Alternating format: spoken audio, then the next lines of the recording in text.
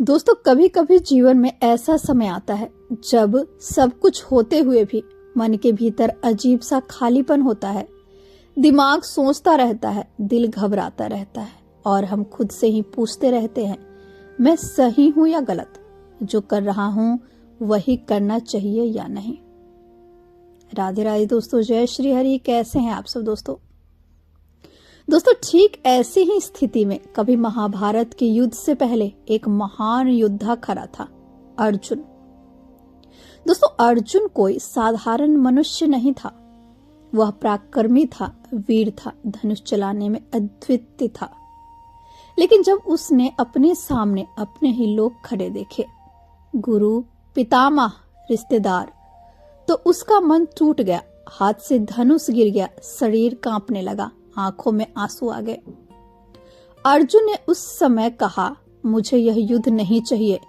मुझे न राज्य चाहिए, न विजय चाहिए। अगर अपने ही लोगों को मारकर सब कुछ पाना पड़े तो ऐसा जीवन व्यर्थ है। यह सिर्फ युद्ध से डरना नहीं था दोस्तों, यह मनुष्य के भीतर चलने वाला सबसे गहरा संघर्ष था, कर्तव्य और भावना का संघर्ष।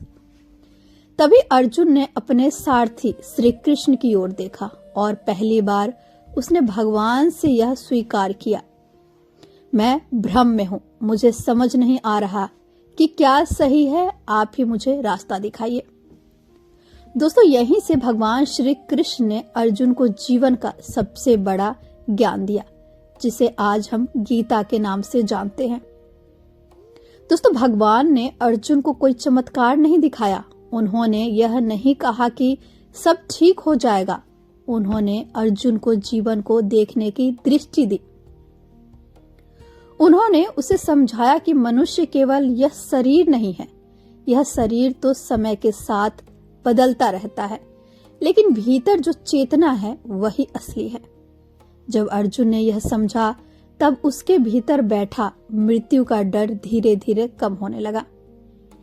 फिर श्री कृष्ण ने उसे यह भी समझाया कि जीवन में सबसे बड़ा पाप कर्तव्य से भागना है। अगर हर व्यक्ति अपने डर के कारण अपने कर्तव्य से पीछे हट जाए तो संसार में कभी धर्म बच ही नहीं सकता। अर्जुन को धीरे धीरे यह समझ आने लगा कि यह युद्ध उसकी इच्छा से नहीं, उसकी जिम्मेदारी से जुड़ा है। दोस्तों, लेकिन सबसे बड़ी बात तो अर्जुन ने गीता सुनकर सीखी।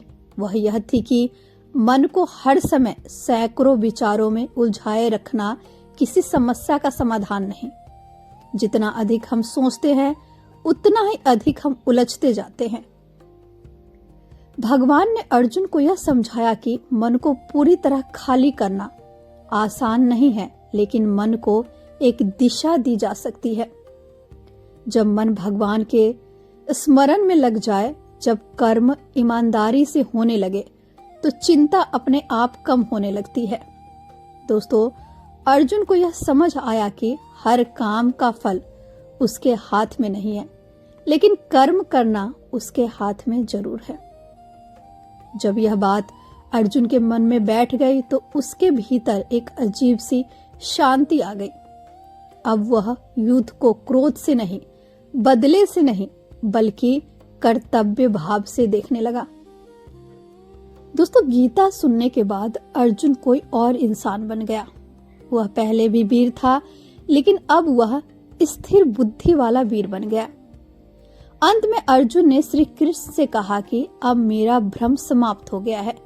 अब मैं समझ गया हूं कि क्या करना है।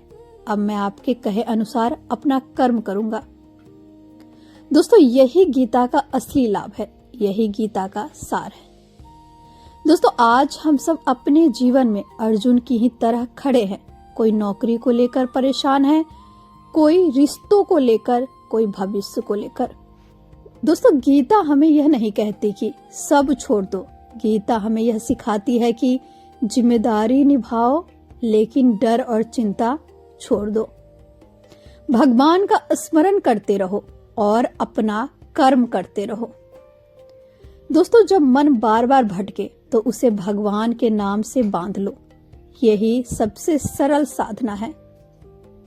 अर्जुन को गीता सुनकर दोस्तों यह लाभ हुआ कि उसका मन स्थिर हो गया। उसकी बुद्धि साफ हो गई और उसके जीवन को दिशा मिल गई। और अगर गीता अर्जुन को संभाल सकती है तो हमें भी संभाल सकती है, बस विश्वास चाहिए। दोस्तों, अगर जीवन में कभी सब कुछ होते हुए भी मन अशांत हो जाए तो समझ लेना आपको गीता की जरूरत है। कर्म करते रहिए, भगवान को याद रखिए और फल की चिंता उन्हें सौंप दीजिए। यही गीता है, यही जीवन का सत्य है। जय श्री कृष्ण।